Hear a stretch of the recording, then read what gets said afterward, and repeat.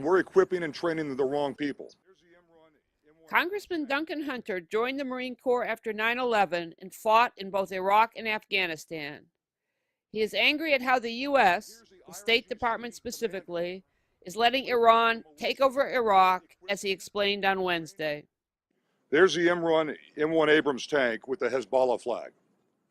I don't care what the State Department says, they can't argue with this. At the best, the State Department has been derelict in their duties, and at the worst, they've been complicit with allowing the Iranians to take back what I and a lot of my brothers in arms fought for. Here's pictures of Soleimani with the Iraqi militias, with the Iraqi militia leaders.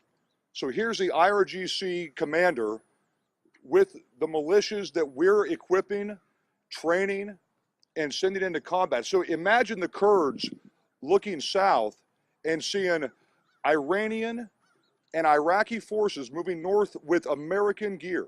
Hunter called on President Trump and Secretary of Defense Jim Mattis to take over U.S. policy on Iraq. This has to get above the State Department. I don't think President Trump knows what's going on here. I don't think he's seen this picture of his tank as Commander-in-Chief with the Hezbollah flag on it. I don't think General Mattis or Secretary Mattis has seen this picture of his M1 Abrams tank with the Hezbollah flag on it. I guarantee you the State Department knows what's going on. And it's time for them to get their heads out of the sand or for this to be taken out of their hands completely.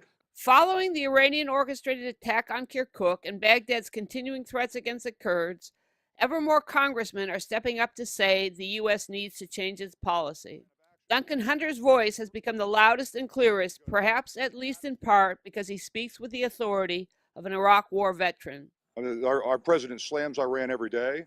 He decertified the plan of action, yet the State Department guy in charge is the one that invented the plan of action that the president just decertified.